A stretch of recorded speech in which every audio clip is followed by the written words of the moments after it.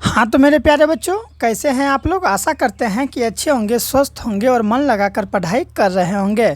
और आज की इस वीडियो में मैं आप सभी को क्लास 10th 2019 में पूछे गए सभी विज्ञान के ऑब्जेक्टिव प्रश्न करवाने वाला हूं, इसलिए आप लोग वीडियो के अंत तक बने रहेंगे। स्टूडेंट, इससे पहले वाले वीडियो में मैंने आप लोगों को 2011 से लेकर 2018 तक साइंस का जितना भी ऑब्जेक्टिव क्वेश्चन पूछा गया है पिछले वर्ष स्टूडेंट, मैंने वो बता दिया है। ठीक है, अगर नहीं देखे हैं तो इसी वीडियो के डिस्क्रिप्शन में उसका लिंक बाबू दिया गया है, जाके जरूर देखिएगा। ठीक है, और आज हम लोग 2019 का देखते हैं, वो भी देखिए स्टूडेंट। हम लोग प्रथम पाली देखने वाले हैं। आप लोग यहाँ देख सकते हैं कि 2019 में जो ठीक है प्रथम पाली अर्थात जो है कि फर्स्ट सीटिंग में जो क्वेश्चन पूछा गया था ना साइंस का, वो मैं बताऊँगा। इसके बाद मैं आप लोगों को सेकेंड सीटिंग अर्थात जो है कि दूसरा पाली में जो क्वेश्चन पूछा गया था ऑब्जेक्टिव, वो मैं आप लोगों को दूसरे वीडियो में बताऊंगा। ठीक है, इसलिए आप लोग चैनल को सब्सक्राइब करके रखिए ताकि हर एक वीडियो आप लोगों को चैप्टर वाइज मिलते रहे। ठीक है, यानी कि ईयर वाइज मिलते रहे। ठीक है स्टूडेंट, और कहाँ से आप मेरे इस वीडियो को देखते हैं आप लोग ज़रूर कमेंट में बताएंगे। तो आइए स्टूडेंट स्टार्ट करते हैं। मैं आपको बता दूँ स्टूडेंट कि 2011 से लेके 2017 तक जो प्रश्न पूछा गया था, हर एक साल 20-20 प्रश्न पूछा गया। ठीक है, लेकिन 2018 और 2019 में जो है ना 40-40 ऑब्जेक्टिव पूछ रहा है। मैं देखते और बताते जाऊंगा कि कब कितना ऑब्जेक्टिव पूछा गया है, ये मैं सभी आपको क्लियर कर दूंगा। ठीक है, तो चलिए स्टूडेंट बिना लेट किए हुए स्टार्ट करते हैं हम लोग पहला प्रश्न से। ठीक है, तो चलिए आप लोग लाइक कर दीजिए वीडियो को जल्दी जल्दी। स्टूडेंट देखिए यहाँ पर टोटल जो है स्टूडेंट 2019 में 40 ऑब्जेक्टिव पूछा गया है, और 40 ऑब्जेक्टिव को हम लोग देखेंगे मात्र कम समय में। ठीक है, अर्थात प्रयास करेंगे कम समय में 40 ऑब्जेक्टिव कर ले, जिसमें कि स्टूडेंट पहला ऑब्जेक्टिव है हम लोगों का।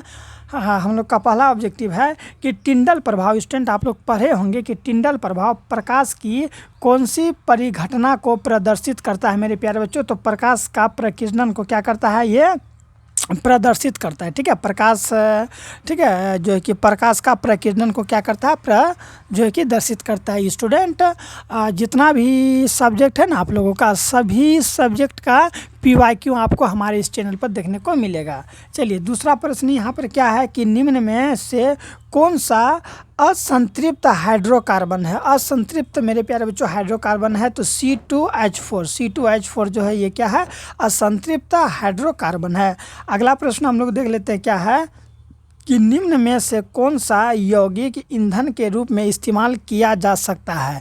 यानी कि कौन है मेरे प्यारे बच्चों जिसका उपयोग किसके रूप में, तो ईंधन के रूप में इस्तेमाल किया जा सकता है। इथेनॉल का, प्रोपेनॉल का, ठीक है, इथेनोइक अम्ल का, या फिर इनमें से सभी। तो इसका राइट आंसर क्या हो जाएगा, इथेनॉल का मेरे प्यारे बच्चों क्या किया जा सकता है, तो ईंधन के रूप में मेरे प्यारे बच्चों इस्तेमाल किया जा सकता है। जल्द से जल्द आप लोग हमारे परिवार के साथ जुड़ जाएं।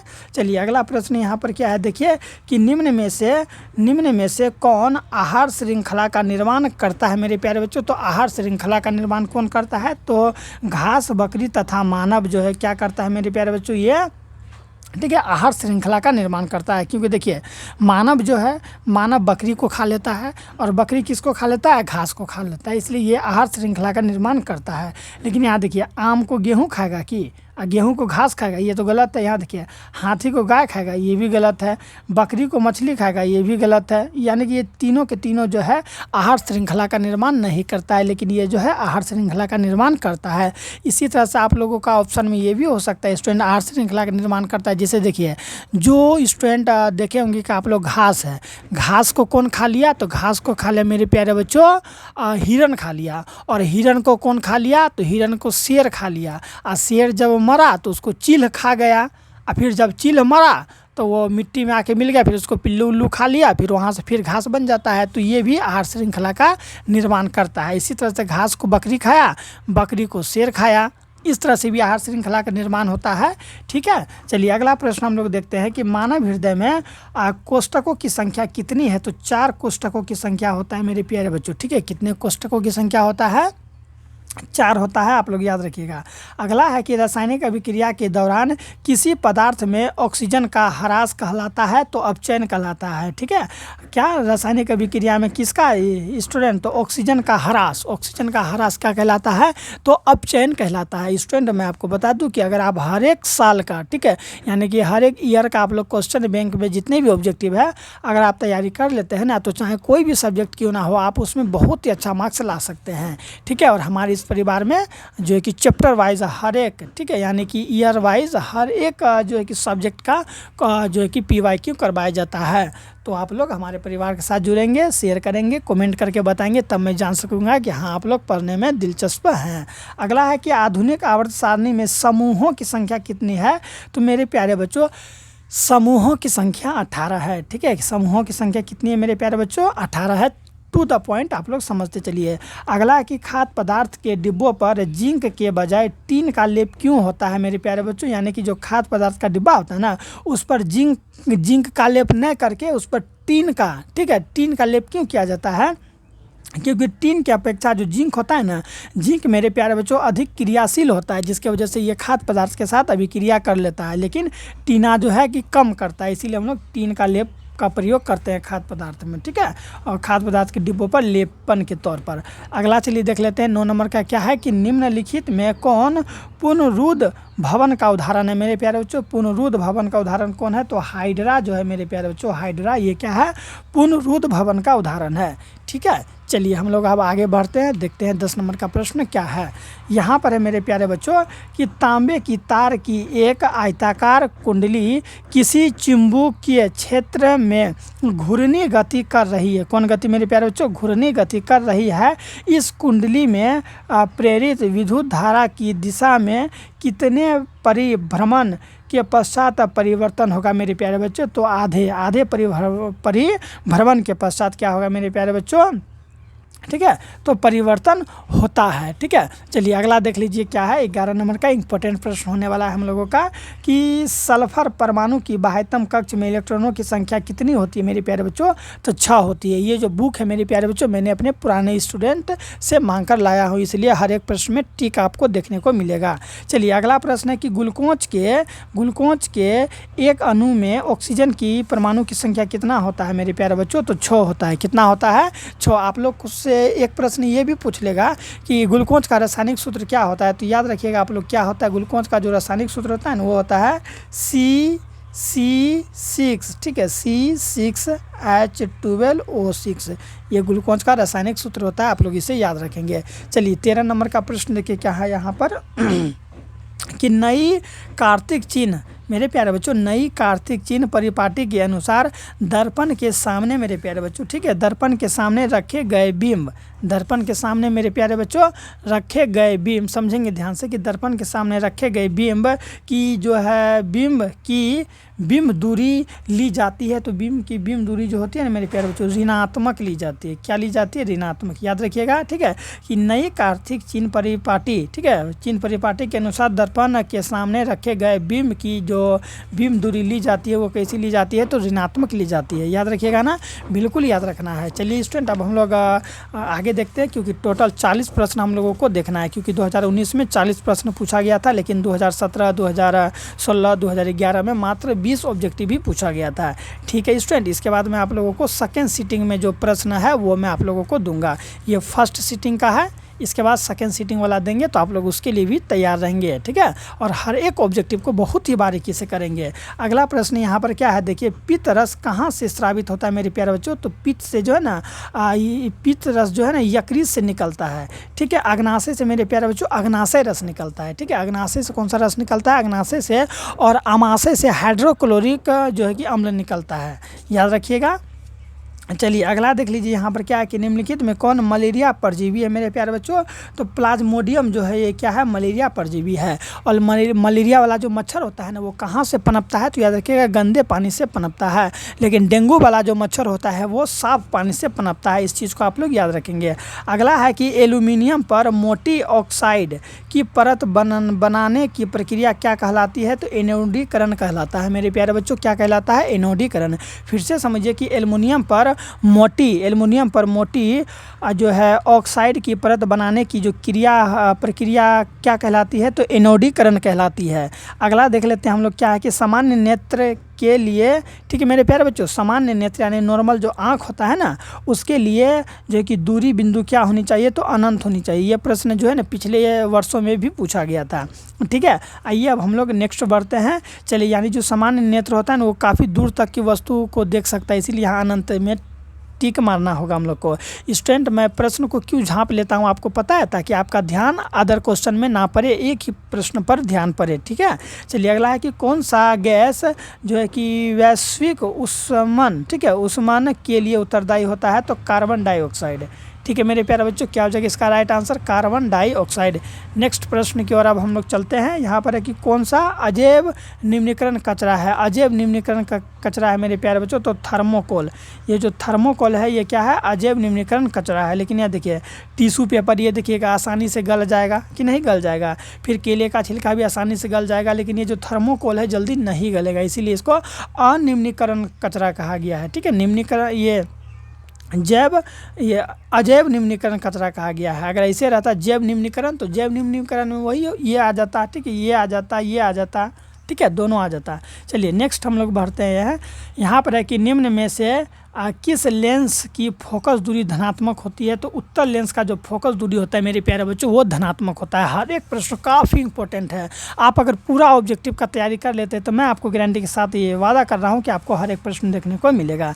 अगला प्रश्न देख लीजिए, यहाँ पर क्या है कि सामान्य क्रम में, ठीक है स्टूडेंट, दिख रहा है ना। चलिए जवाब देंगे आप लोग कि सामान्य क्रम में संयोजित प्रतिरोध की संख्या घटने के उपरांत संयोजन प्रतिरोध का कुल प्रतिरोध क्या होता है, तो प्रतिरोध बढ़ता है। ठीक है स्टूडेंट, प्रतिरोध क्या होता है मेरे प्यारे बच्चों, प्रतिरोध बढ़ता है। अगला देखिए कि कवक में पोषण की कौन सी विधि पाई जाती है, तो मृत जीवी पोषण पाई जाती है। मेरे प्यारे बच्चों कौन सी पोषण पाई जाती है, मृत जीवी पोषण पाई जाती है। किसमें, कवक में। समझ में आ गया। अगला है यहाँ पर कि निम्नलिखित रहे या फिर निम्न रहे, बात वही पड़ता है। तो निम्न में से कौन सा पद विद्युत परिपथ में विद्युत शक्ति को निरूपित करता है, तो I² निरूपित करता है। अगला है कि निम्न में कौन सा अंग संवेदी ग्रही नहीं है, तो मेरे प्यारे बच्चों संवेदी ग्रही नहीं है, चूँकि ये देखिए हम लोग को संवेदना के लिए है, आँख भी संवेदना के लिए, नाक भी, लेकिन ये दिमाग नहीं है। ठीक है, संवेदी ग्रह अंग दिमाग नहीं है। ठीक है, ये कान, आँख, नाक, ये सब संवेदी ग्रही अंग माना जाता है इसको। चलिए अगला हम लोग देख लेते हैं। यहाँ पर क्या है, यहाँ पर है 25 नंबर का कि किस दर्पण का उपयोग सामान्य वाहनों का, ठीक है, सामान्य वाहन मतलब नॉर्मल गाड़ी वगैरह नहीं होता है, सामान्य वाहन का पश्य दृश्य अर्थात पीछे देखने के लिए पश्य दृश्य दर्पणों के रूप में किया जाता है, तो उत्तल दर्पण का प्रयोग किया जाता है साइड मिरर के रूप में। उसी को हम लोग साइड मिरर को कहते हैं पश्य माने क्या, वही बगल वाला पश्य दृश्य, वो पीछे, पश्य माने पीछे। ठीक है, पश्य दृश्य दर्पण के रूप में किया जाता है। ठीक है, चलिए समझ में आ गया ना। नॉर्मली आप लोग ऐसे याद रखिए कि साइड मिरर के लिए किस दर्पण का प्रयोग किया जाता है, तो उत्तल दर्पण का। आप लोग देखिएगा मोटरसाइकिल, कार वगैरह में जो पीछे देखने के लिए साइड में नहीं होता है आईना, हाँ वही चीज़ है। अगला प्रश्न है कि किस वर्ण अर्थात रंग का तरंगधैर्य सबसे जो है कि अधिक होता है या बड़ा होता है मेरे प्यारे बच्चों, तो लाल रंग का। लाल रंग का जो तरंगधैर्य है वो सबसे ज़्यादा होता है, सबसे बड़ा होता है। इसलिए मेरे प्यारे बच्चों देखिएगा सिग्नल के तौर पर या फिर करंट, ये सिग्नल के तौर पर या जहाँ पर भी खतरा वगैरह रहता है वहाँ लाल रंग का प्रयोग किया जाता है, ताकि कोई भी व्यक्ति देख के जान जाए। ठीक है, नेक्स्ट प्रश्न है 27 नंबर का कि जो है कि समजात अंगों का उदाहरण है मेरे प्यारे बच्चों। समजात अंगों का उदाहरण क्या है, तो हमारा हाथ और कुत्ते का अग्रपद, ये क्या है, समजात अंग है। इसी तरह हमारा दांत और हाथी के दांत, बिल्कुल। आलू जो है कि आलू और घास के ऊपरी जो है कि भुअस्तारी, ये सभी उपरोक्त सभी क्या है, तो समजात अंग का क्या है मेरे प्यारे बच्चों, तो उदाहरण है। तो इस तरह से हम लोगों ने स्टूडेंट काफ़ी कम समय में मात्र 13 मिनट के अंदर हम लोगों ने क्या कर लिया, तो टोटल मेरे प्यारे बच्चों 27 के 27 ऑब्जेक्टिव हम लोगों ने देख लिया। अब आइए कुछ इंपॉर्टेंट ऑब्जेक्टिव वगैरह और है, इसे हम लोग कर लेते हैं। ठीक है, 28 नंबर का ऑब्जेक्टिव देखेंगे आप लोग क्या है यहाँ पर।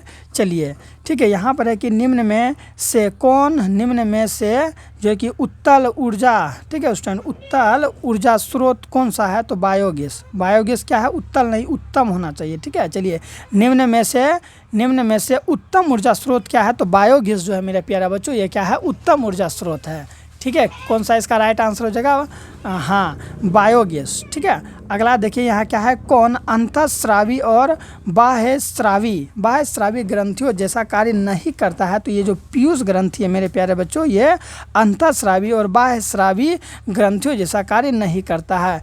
अगला प्रश्न हम लोगों का कि फ्लोमिंग के वाम हस्त नियम के बाएं हाथ ये वाला हुआ, ठीक है, लेफ्ट, ठीक है, बाएं हाथ की तर्जनी संकेत करती है मेरे प्यारे बच्चों, चुंबक के क्षेत्र की दिशा को संकेत करती है। याद रखिएगा, फिजिक्स का काफ़ी इंपॉर्टेंट जो है कि क्वेश्चन है। ठीक है, हाँ, फिर से समझ लीजिए कि फ्लोमिंग के वाम हस्त नियम आप लोग याद करके रखेंगे, वाम हस्त नियम एग्जाम में पूछता है। वाम हस्त नियम के बाएं हाथ की तर्जनी संकेत करती है, तो चुंबक के क्षेत्र की दिशा को क्या करती है मेरे प्यारे बच्चों, तो संकेत करती है। अगला है कि निम्न में कौन गंगा प्रदूषण के लिए उत्तरदायी नहीं है। निम्न में क्या है, कौन है जो कि किसके लिए स्टूडेंट, तो हाँ, गंगा प्रदूषण के लिए उत्तरदायी नहीं है। तो गंगा में मछली पालन, गंगा में अगर मछली पालन अगर आप लोग कर रहे हैं तो इससे गंगा में कोई भी नुकसान नहीं होता है। लेकिन आप लोग गंगा में कपड़ों का धोना, इससे क्या है, तो नदी इससे नुकसान होगा। ठीक है, अगला क्या है, गंगा में जो है आधा लहास जला के उसमें फेंक देते हैं, तो इससे क्या होगा, पानी गंदा होता है। गंगा में रासायनिक अपशिष्ट उत्सर्जित डालना, ये सब चीज़ से क्या होता है, तो गंगा प्रदूषित होता है। लेकिन गंगा में मछली पालने से कोई भी प्रदूषण नहीं होता है। अगला है कि पुष्प का नर जननांग कहलाता है, जो पुष्प अर्थात फूल का जो नर जननांग है वो पुंकेसर कहलाता है। चलिए स्टूडेंट, जल्दी चैनल को सब्सक्राइब कर लीजिए इतना मेहनत के लिए। और आप लोग देख रहे हैं कि कितना इंपॉर्टेंट ऑब्जेक्टिव सब है यहाँ पर। ठीक है बाबू, चलिए अगला है कि किसी लेंस का उपयोग कर दीर्घ दृष्टि दोष की संशोधन किया जा सकता है मेरे प्यारे बच्चों। तो उत्तल लेंस का जो है कि संशोधन जो है कि किया जा सकता है। वही है कि किस लेंस का उपयोग कर दीर्घ दृष्टि दोष की जो है कि संशोधित किया जा सकता है, तो उत्तल लेंस। ठीक है, चलिए अगला है यहाँ पर कि विरंजक चूर्ण का रासायनिक सूत्र क्या होता है, CaOCl2 जो है मेरे प्यारे बच्चों विरंजक चूर्ण का रासायनिक सूत्र है। अगला है कि कौन सा पदार्थ लाल लिटमस को नीला कर देता है। तो क्षार जो है मेरे प्यारे बच्चों, क्षार क्या करता है, लाल लिटमस को नीला कर देता है। और क्षार का जो pH मान होता है वो 7 से अधिक होता है, और 7 से कम वो अम्ल का pH मान होता है, और 7 उदासीन होता है। नेक्स्ट है कि कौन सा अभिलक्षण, ठीक है, अभिलक्षण वंशागत नहीं है। कौन सा अभिलक्षण मेरे प्यारे बच्चों वंशागत नहीं है, तो चमड़ी का रंग जो है मेरे प्यारे बच्चों वंशागत नहीं होता है। ठीक है, आँख का रंग वंशागत हो सकता है, शरीर का आकार भी, ठीक है, बाल की प्रकृति भी। लेकिन अगर आपका काला है तो ज़रूरी नहीं है कि आपका आने वाला जो है कि वंशज है वो भी जो है कि काले होगा। ठीक है, ऐसा कोई बात नहीं है। इसीलिए चमड़ी का रंग जो है ये क्या है, वंशागत नहीं है। ठीक है स्टूडेंट, चलिए बाबू लोग जल्दी कमेंट करके बताइएगा कि समझ में आ रहा है कि नहीं आ रहा है। देखिए यहाँ क्या है, शुद्ध जल का pH मान 7 होता है, यानी कि उदासीन होता है। ठीक है, शुद्ध जल का pH मान कितना होता है, 7 होता है, जिसकी वजह से हम लोग इसको आसानी से पी पाते हैं। ठीक है, नेक्स्ट प्रश्न देखिए यहाँ क्या है कि कौन सा कार्बन यौगिक सबसे अधिक अभिक्रियाशील है। सबसे अधिक अभिक्रियाशील क्या है, C2H4 जो है मेरे प्यारे बच्चों क्या है, सबसे अधिक अभिक्रियाशील है।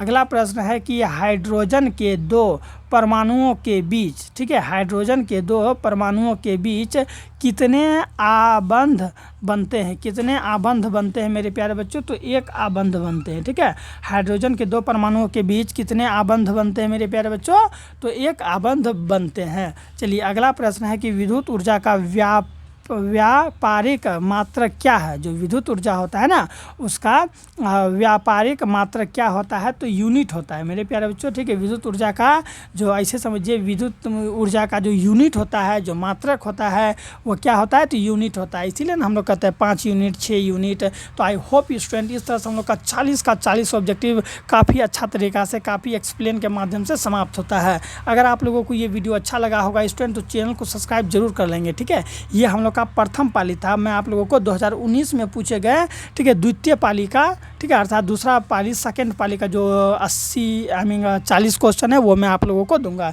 इसलिए स्टूडेंट चैनल को सब्सक्राइब कर लीजिए तथा अपने दोस्तों को भी शेयर कीजिए। मिलते हैं बाबू, ठीक है, 2019 के द्वितीय पाली में। अपना ख्याल रखिएगा, बाय।